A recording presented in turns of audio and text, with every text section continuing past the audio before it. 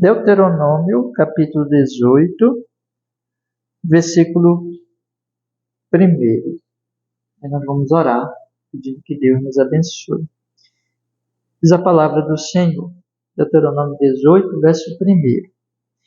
Os sacerdotes levitas, toda a tribo de Levi, não terão parte nem herança com Israel, das ofertas queimadas do Senhor e da sua herança comerão. Amém. Vamos orar, meus irmãos. Senhor amado, nós estamos caminhando por este livro, na verdade por toda a Bíblia, todo o Antigo Testamento, e pedimos que o Senhor abençoe o nosso compromisso, propósito de ler as Escrituras nas quartas-feiras e meditar, especialmente no estudo desse livro, Senhor. Pedimos a bênção, e que esse capítulo, Senhor, por sua misericórdia, como cremos tem feito até aqui, também agora nos ensine, nos abra o entendimento pelo Espírito Santo e aplique ao nosso coração, Senhor, sua palavra, o ensino que está aqui para a nossa edificação, para te amarmos mais e para crescermos em obediência, com perdão dos nossos pecados em Cristo Jesus, para a sua honra e o nosso bem eterno. Amém e amém. Irmãos, vamos então estudar, meditar. Esses estudos das quartas-feiras, na verdade, são reflexões, breves, em cada capítulo das Sagradas Escrituras. Então, nós chegamos aqui neste capítulo, que ele forma uma unidade com os outros capítulos em termos dos ofícios, que o Senhor Deus está aqui, através de Moisés, dirigindo o povo no estabelecimento desses ofícios, e tudo relacionado com ele, tudo relacionado com o culto, com a adoração ao Senhor Deus Todo-Poderoso. Então nós já vimos aqui ele falar dos juízes, já vimos ele falar dos reis, já vimos também falar um pouco já dos sacerdotes, mas aqui ele vai mais uma vez falar dos sacerdotes, irmãos, e também dos profetas. A maior parte do assunto aqui, na verdade, em relação aos profetas. E já tinha falado anteriormente, mas aqui ele vai dar algumas orientações, irmãos, sobre como o povo deveria buscar. Vai ter aqui duas coisas, na verdade, basicamente, nesse capítulo. Primeiro, o sustento dos sacerdotes, como os sacerdotes deveriam se manter. Na verdade, o povo deveria manter os sacerdotes, os levitas. E, em segundo lugar, sobre a forma em que o povo deveria descobrir a vontade de Deus para as suas vidas. A vontade de Deus tanto no cotidiano, como também em relação ao futuro. O que Deus, então, iria fazer. E existe aqui, irmãos, dentro disso, dois caminhos, pelo menos errados, que o povo não deveria seguir, que o Senhor deixa claro aqui, não façam isso. O primeiro caminho era o caminho da superstição, que era tão comum aos vizinhos de Israel, aqueles povos que já estavam lá. Israel iria enfrentar uma tentação contínua em relação a essa superstição. Então aqui entrava essa coisa de olhar para objetos, olhar para os astros, ou consultar os mortos, adivinhação, nós vamos ver aqui. Então, ainda que rapidamente, coisas que Deus proíbe na sua palavra, então não deveriam fazer isso. E um outro erro que eles não deveriam fazer também, não praticar também, deveriam se afastar, era ouvir falsos profetas. Então, eles tinham que entender que existia a verdadeira profecia e existia a falsa profecia. A palavra de Deus aqui, então, ela vai mostrar para nós que nem a superstição, nem a falsa profecia deveria influenciar o povo de Deus, mas os sacerdotes, através do trabalho deles, e os profetas verdadeiros deveriam cuidar do povo. Veja que eles estão, então, Deus está aqui estabelecendo tantos ofícios como diretrizes para esses ofícios, e que o povo de Deus deveria honrar esses ofícios do Senhor. É interessante, então, que no final das contas o Senhor está dizendo assim: honrem os sacerdotes, e ouçam e cuidem dos sacerdotes, mas também ouçam os verdadeiros profetas, mas não ouçam aquelas pessoas que Deus não estabeleceu, mas que na verdade são usadas pela mentira e pelo engano. Agora, o ponto mais importante aqui, irmãos, de todo este trecho, na verdade, vou já mostrar para vocês quando nós avançarmos na leitura, é que aqui Moisés promete a vinda de Jesus Cristo, como aquele profeta por excelência, aquele profeta a quem todos deveriam ouvir. E nós sabemos também que Cristo está aqui tipificado nos sacerdotes. Então, nós temos os 3 ofícios de Cristo aqui, nesses capítulos, na verdade, né? Jesus, ele é rei, profeta, sacerdote. Então, já vimos sobre rei, e agora nós vamos ver também a questão dos sacerdotes e dos profetas, irmãos. Então, vamos fazer a leitura. É claro que não precisa dizer que tem tanta coisa aqui para nós pensarmos e aplicarmos na nossa vida, irmãos. Eu creio que vocês percebem isso claramente, né? Todos nós. Vamos fazer a leitura, então, e na medida que eu for lendo, eu vou explicando para vocês aqui, tirando algumas coisas importantes. Diz assim o primeiro versículo: os sacerdotes levitas, toda a tribo de Levi, não terão parte na herança com Israel. Das ofertas queimadas do Senhor e da sua herança comerão. Por isso não terão herança no meio dos seus irmãos. O Senhor é a sua herança, como lhes tem dito.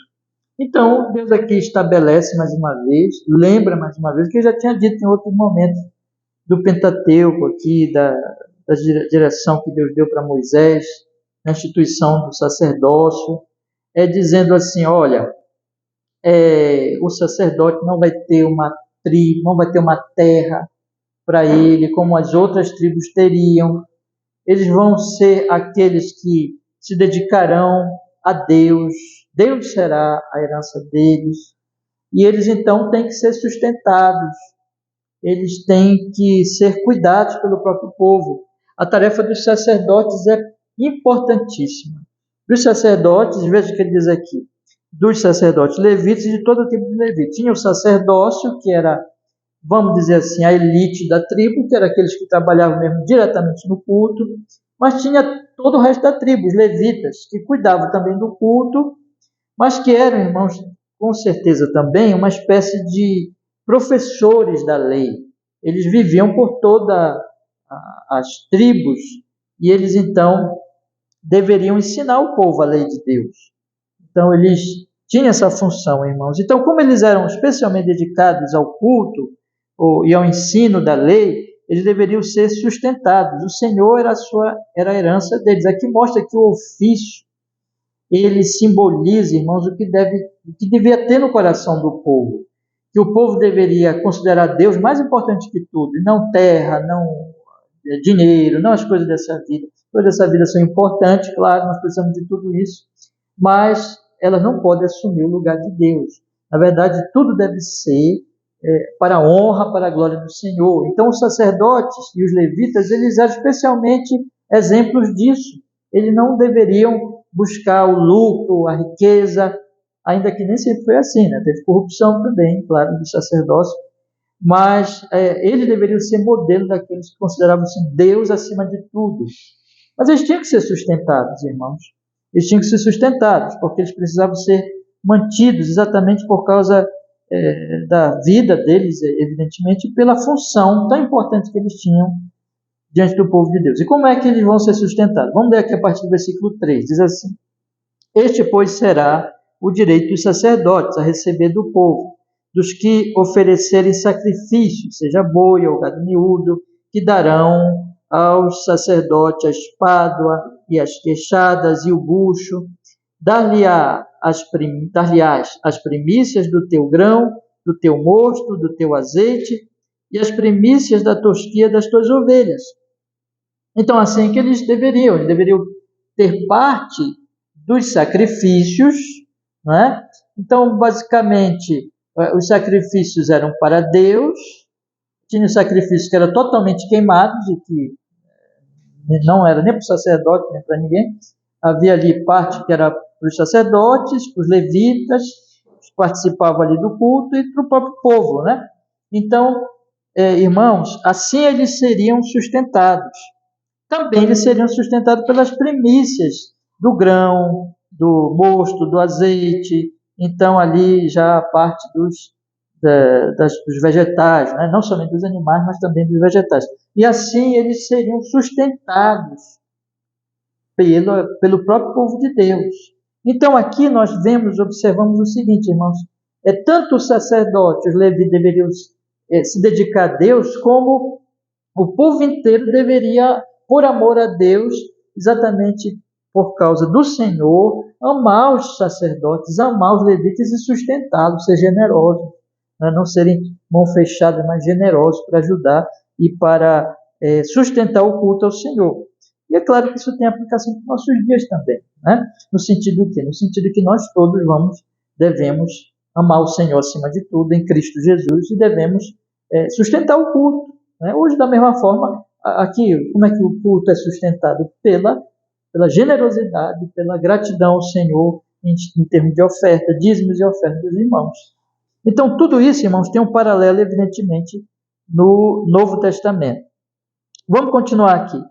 Ele diz no versículo 5, porque o Senhor teu Deus o escolheu de todas as tuas tribos para que assista e sirva no nome do Senhor, ele e seus filhos todos os dias.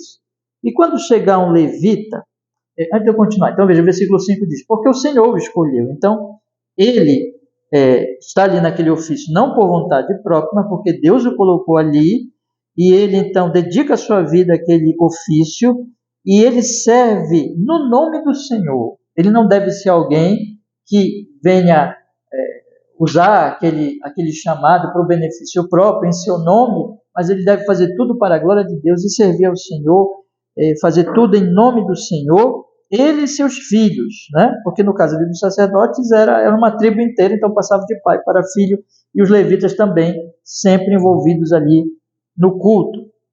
Agora, veja o versículo 6 ao versículo 8. É muito interessante, porque agora esses 3 versículos eles vão tratar de como os sacerdotes do templo deveriam receber os outros levitas que quisessem ajudar no culto.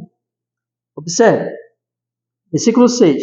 Quando chegar um levita de alguma das tuas portas, de todo Israel onde habitar, e vier com todo o desejo da sua alma ao lugar que o Senhor escolheu, e servir no nome do Senhor, seu Deus, como também todos os seus irmãos, os levitas, que assistem ali perante o Senhor, igual porção comerão, além das vendas do seu patrimônio.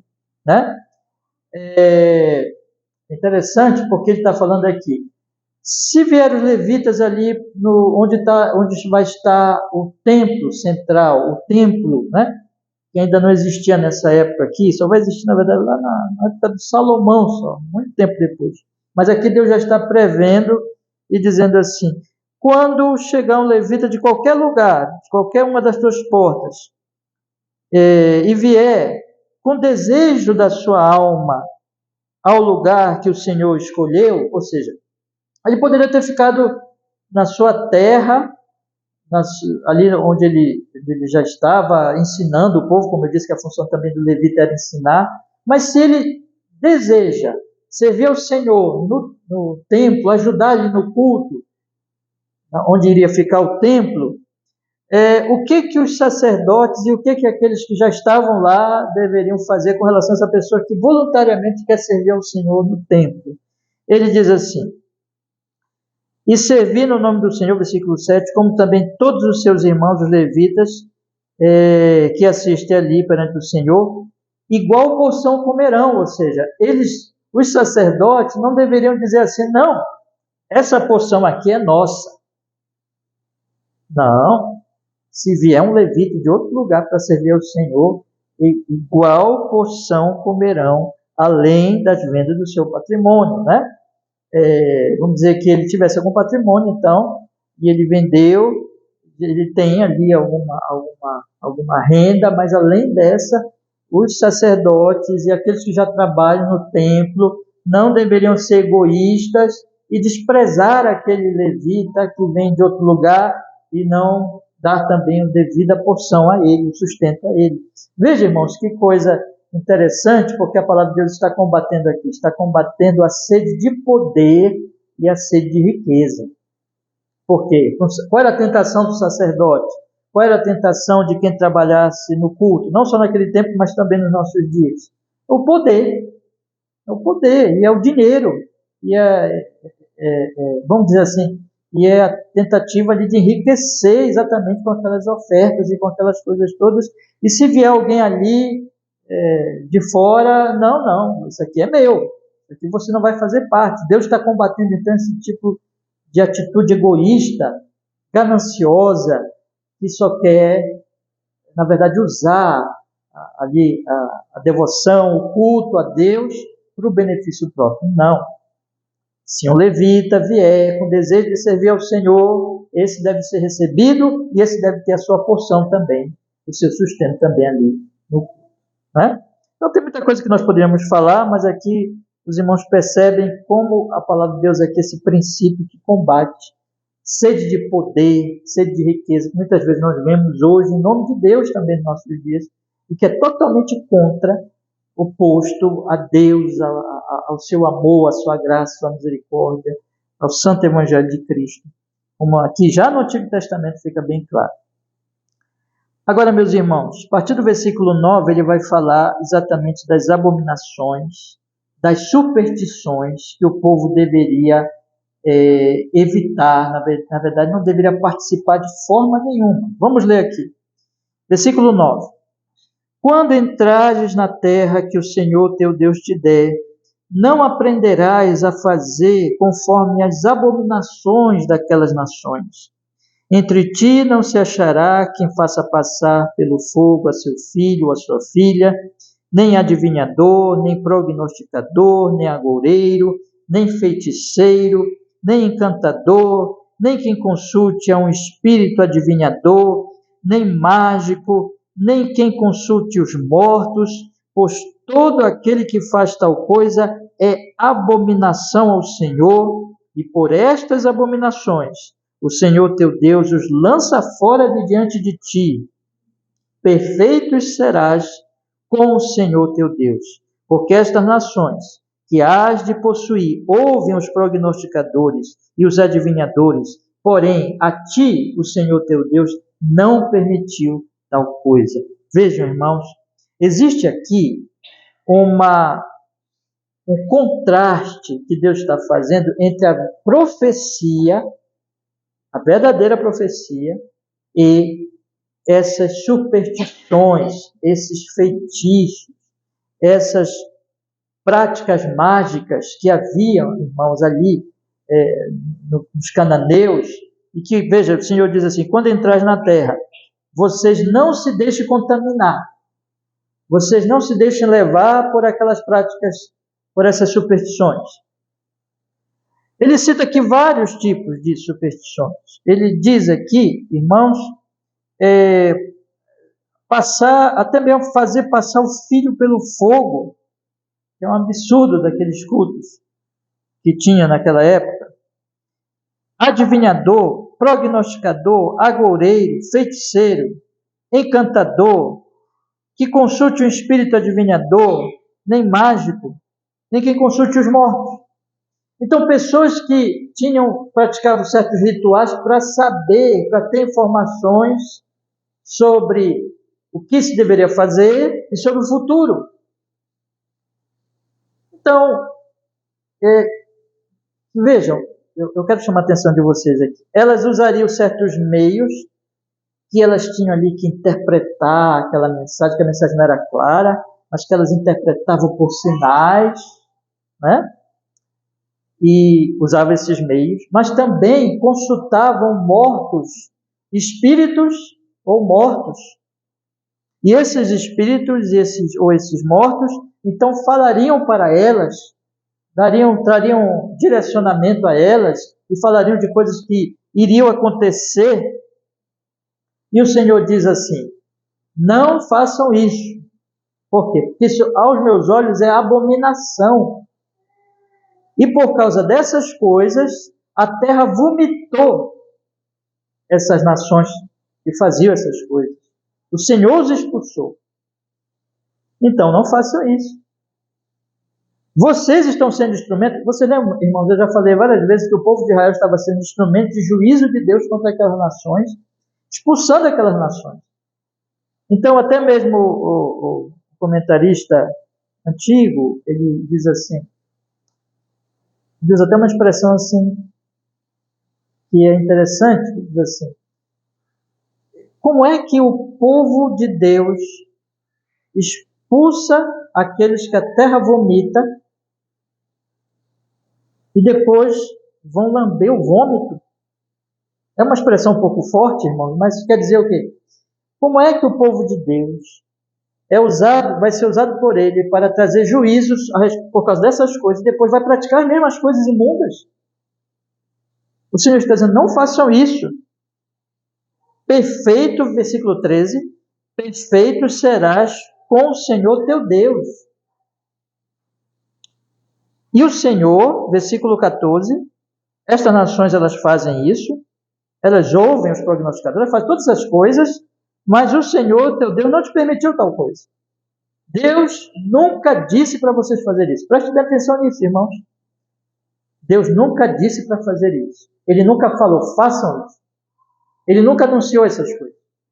Essas coisas são dos cananeus, de povos que não conhecem a Deus, e que consultam os mortos, e que consultam espíritos, ou que fazem adivinhações, ou que ficam olhando para sinais, olham para os astros, ou olham para alguma coisa ali do alimento e tentam interpretar sinais, ou vem um pássaro voando, alguma coisa, e fica assim, eu estou sentindo isso, ou estou observando isso. São coisas, irmãos, que, agora eu quero falar algo muito importante, são coisas que não vêm com clareza, mas vêm são mensagens dúbias, mensagens que só os prognosticadores podiam interpretar, e eles iam dizer para o povo o que ia acontecer. Diferente da profecia, porque a profecia, vou colocar assim, a profecia, ela em vez de ser uma mensagem com sinais difíceis de interpretar, a profecia, ela é direta, ela é a palavra de Deus, ela é racional, ela traz entendimento, ela não tem uma mensagem que pode ser isso, pode ser aquilo, ela é Deus falando, dizendo, é isso. Como ele mesmo disse aqui, o Senhor teu Deus não te permitiu tal coisa. Deus fala, Deus anunciou os mandamentos, e os mandamentos são claros. Primeiro mandamento, não terás outro Deus diante de mim, né? Segundo mandamento, não farás imagem de escultura, não é claro? Não precisa ficar olhando sinais aqui, sinais acolá. Ouve Deus falar, porque Deus não quer que tu faças isso. Porque isso é coisa de tolo. Isso é coisa de pessoas que se deixam enganar exatamente por esses espíritos enganadores, por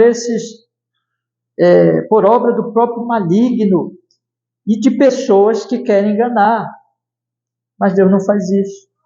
Quando Deus fala, Ele fala com clareza, Ele anuncia a sua palavra, Ele desperta a razão de vocês, Ele não desperta a superstição de vocês, Ele não desperta a loucura ou a tolice de vocês, Ele faz vocês serem sábios.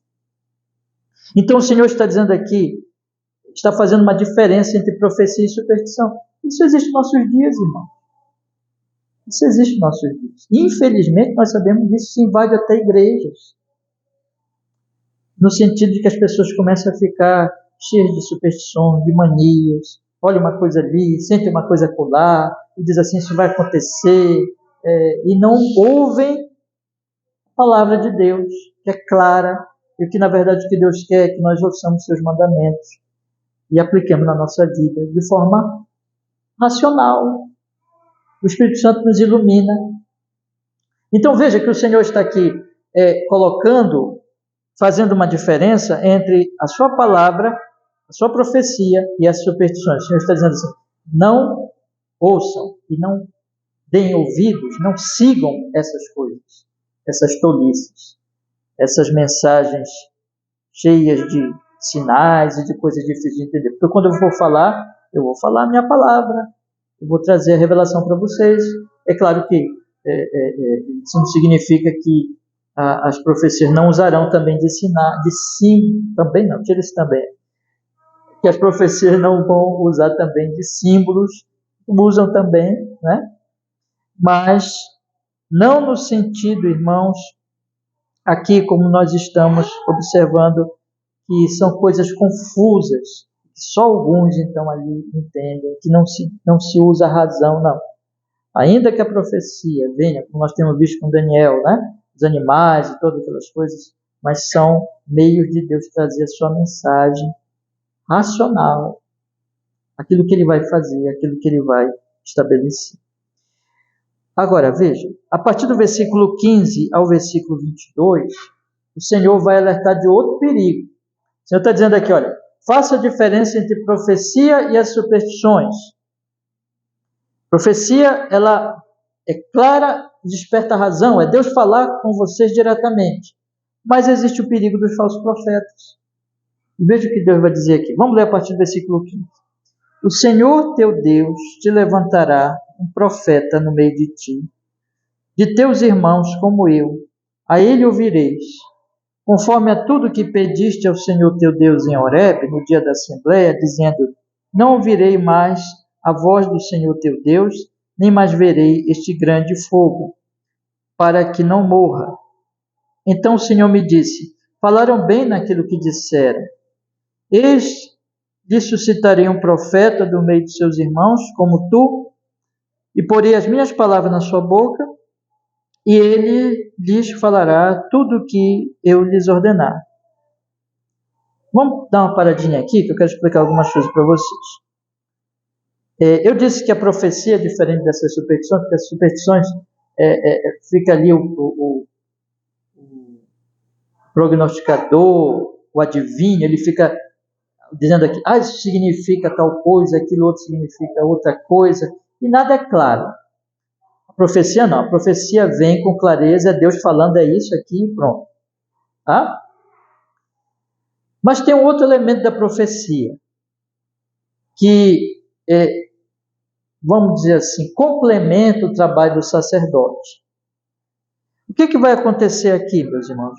O Senhor está dizendo que ele enviaria outros profetas, como Moisés.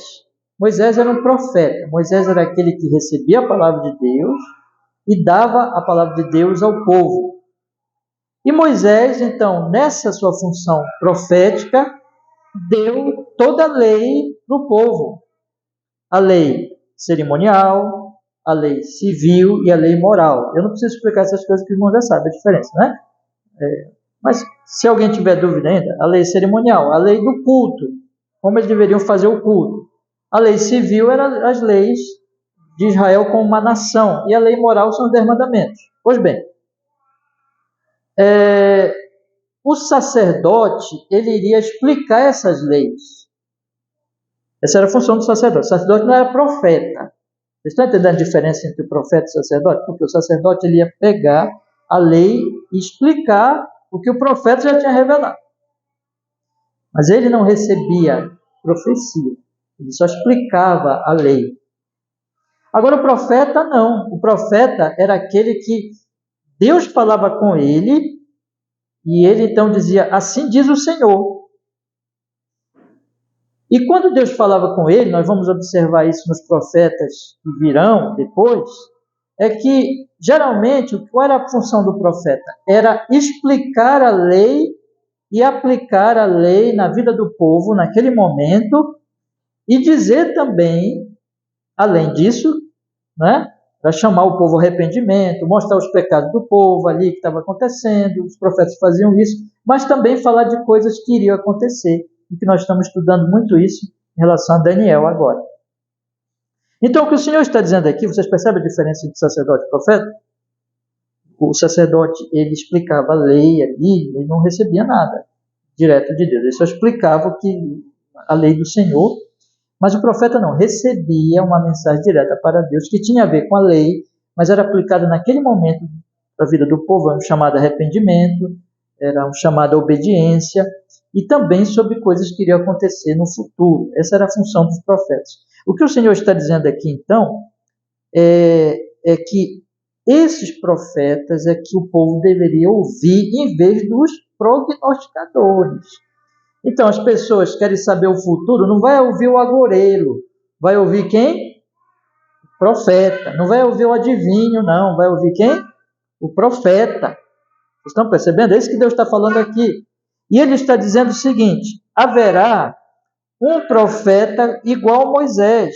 Ele diz aqui, vamos ler aqui. O Senhor teu Deus te levantará um profeta no meio de ti e de teus irmãos, como eu. A ele ouvireis. Como eu, em que sentido?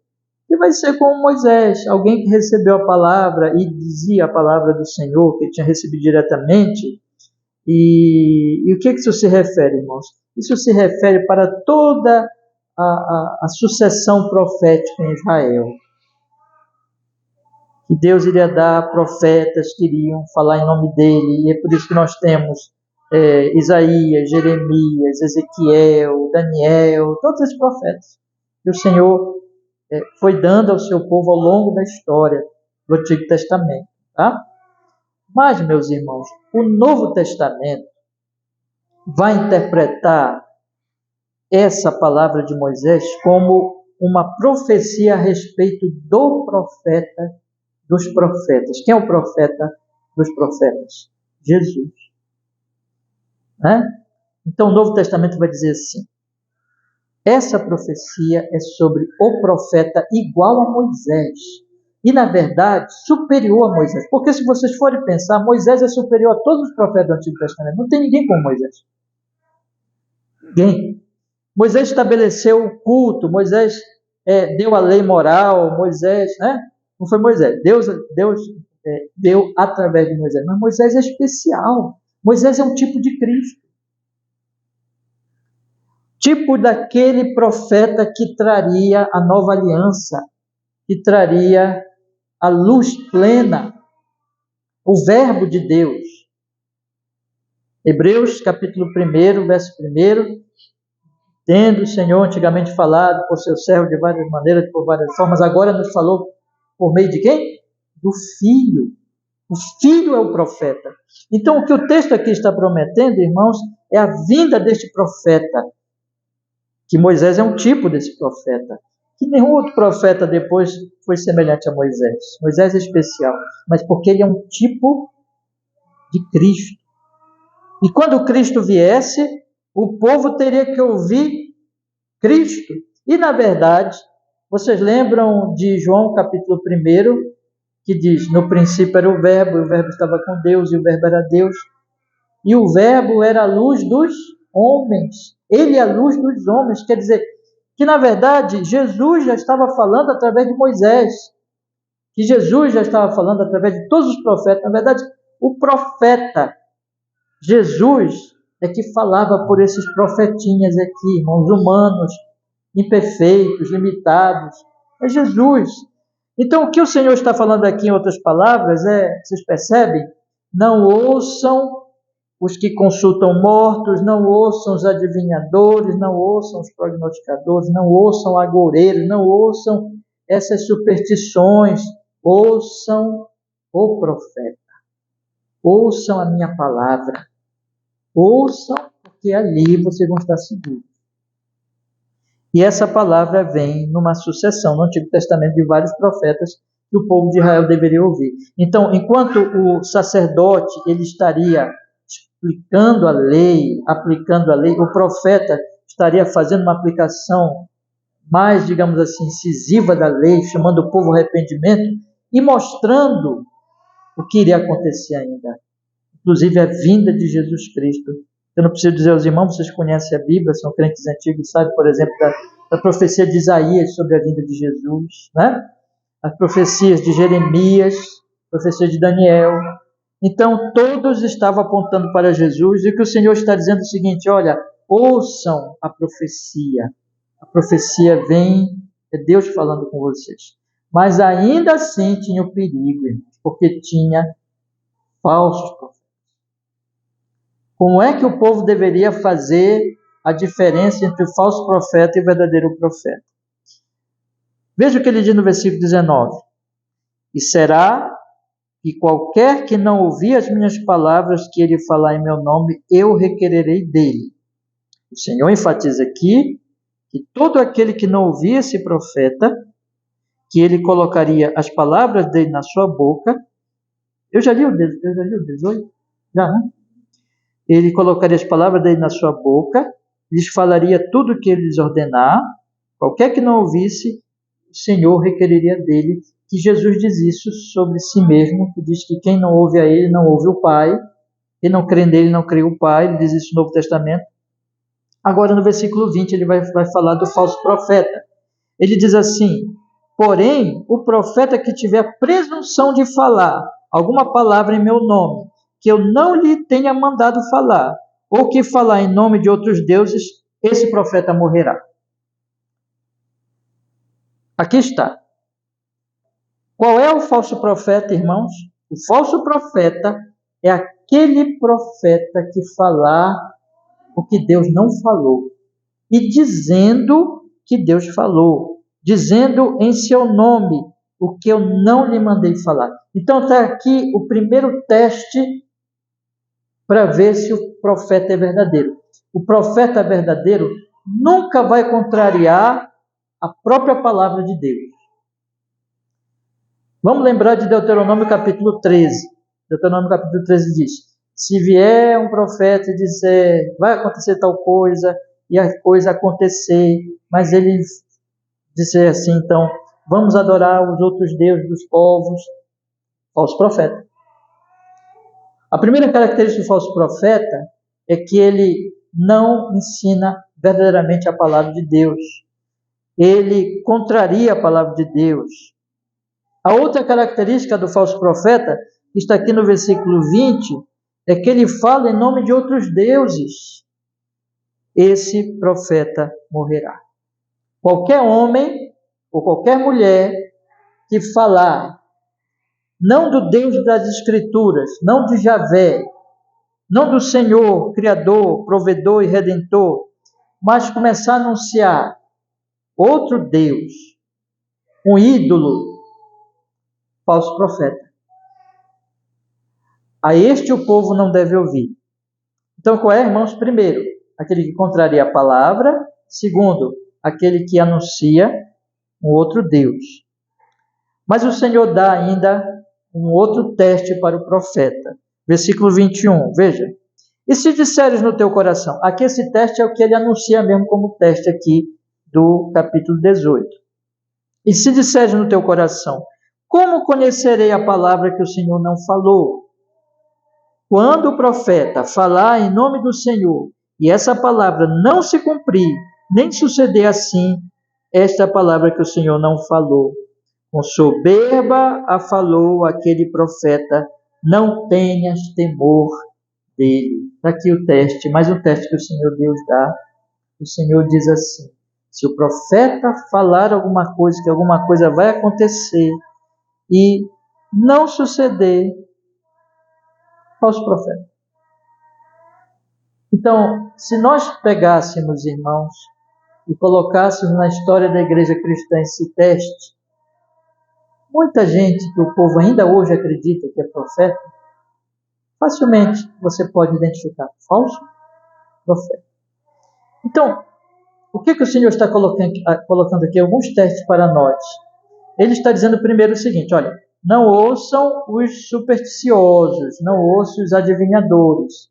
Esses aqui nem fingem ser profeta, né? Aqui não é profeta mesmo. Mas, se alguém diz que é um profeta, se alguém diz que traz a palavra de Deus, façam esse teste, o Senhor diz. Em primeiro lugar, ele está ensinando de acordo com a palavra de Deus, já previamente dada. Ele está falando de acordo com o Senhor, o que o Senhor realmente deu a ele, e o que o Senhor deu a ele não vai contradizer a palavra de Deus. Segundo lugar, ele está levando o povo a adorar a Deus ou um ídolo. Em terceiro lugar, ele está anunciando alguma coisa que vai acontecer quando isso não acontece. Então faça esses testes. Mas, meus irmãos, em suma, o que nós aprendemos aqui e que devemos aplicar na nossa vida hoje? Agora, já finalizando o nosso estudo de hoje e tirando algumas lições aqui importantes para nós. Em primeiro lugar, o que nós observamos aqui? Que o Senhor está estabelecendo os ofícios E está dizendo assim, em relação aos sacerdotes, que eram aqueles que tanto ensinavam, como dirigiam o culto, ofereciam sacrifícios e assim por diante. Ele está dizendo assim: sustentem o sacerdote e o levita. E o sacerdote e o levita deveriam trabalhar por amor a Deus. Se aplicando a nós hoje aqui, o nosso sacerdote por excelência, que aqui eles são só um tipo, é Cristo, que nos justifica diante de Deus e nos santifica diante do Senhor, Deus Todo-Poderoso. E que nós devemos, irmãos, por amor a Ele, amar a igreja, amar o culto, sustentar o culto. E que nós devemos não viver para as coisas desta vida, mas em tudo adorarmos ao Senhor Deus Todo-Poderoso. Segunda lição que fica aqui para nós é que nós não devemos, meus irmãos, de maneira nenhuma dar evasão a qualquer tentação em relação à superstição. Nós devemos, nosso país tem muitas superstições, a nossa cidade tem muitas superstições, existe muito paganismo na nossa cultura, mas nós, como cristãos, nós devemos ser um povo, irmãos, que ouça a profecia. Deus fala conosco pela palavra. A profecia é essa aqui. Ó. Nós não precisamos ficar interpretando sinais. Isso não é cristianismo. O cristianismo não é coisa supersticiosa, que fica observando, que fica analisando coisas, sinais misteriosos, nada disso. Isso tudo é paganismo. A palavra de Deus foi dada e nós devemos ouvir a palavra. Mas quem é o profeta que nós devemos ouvir, irmãos, no final das contas? Quem é o profeta? Jesus Cristo. E ele fala nas Escrituras. Devemos, porém, tomar cuidado, porque virão falsos profetas. Não só no Antigo Testamento, no Novo Testamento, os apóstolos lutaram muito contra falsos profetas, falsos pregadores, falsos apóstolos. Esses virão, tentando operar sinais, dizendo que são grandes operadores de milagres. Fica o teste de Deuteronômio capítulo 13. Mas se eles não pregam a palavra, se eles não levam o povo a adorar a Deus, são falsos profetas, não importa os sinais que operem.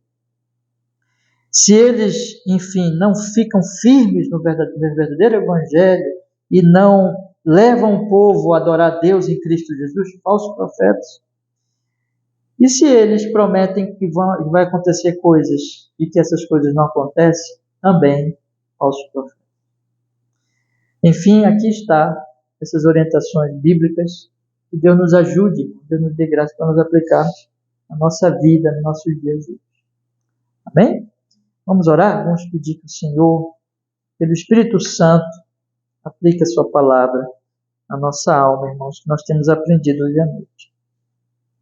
Amado Senhor, muito obrigado, porque nós podemos, Senhor Deus, meditar na sua palavra. E pedimos, Senhor, que o Senhor Espírito Santo, Ele aplique tudo que aprendemos aqui hoje ao nosso coração, de maneira, Senhor, que nós venhamos amar cada vez mais a Ti, por causa de Cristo, e, portanto, amarmos o ministério, sustentarmos o ministério com gratidão, que nós possamos também, Senhor Deus, ser guardados de todo o paganismo, de toda superstição, e ouvir apenas a profecia da palavra, Senhor. E o nosso profeta, o Senhor Jesus Cristo, que a nossa fé esteja nele. Que o Senhor nos dê discernimento para nós testarmos todos aqueles que se apresentarem para nós como pastores, pregadores, profetas, ministros do Evangelho, o que for, pelos testes que o Senhor tem nos ensinado aqui. Que a nossa fé, que a nossa esperança, que os nossos ouvidos estejam apenas atentos, Senhor, ao profeta Jesus, às sagradas Escrituras, à palavra do Senhor. Que o Senhor nos firme cada vez mais no entendimento dessa palavra, para que possamos te amar, te servir mais e mais, de forma mais e mais grata e alegre no Senhor Jesus. Guarda a nossa igreja, Senhor, de todo engano, de toda superstição, de toda a falsa profecia, e nos firma mais e mais nas Sagradas Escrituras. Em nome de Jesus, que assim seja. Amém e amém. Amém, meus irmãos. O Senhor nos abençoe. Meus irmãos, mantenha a sua Bíblia aberta. Nós vamos agora ter o nosso momento de oração ao Senhor nosso Deus.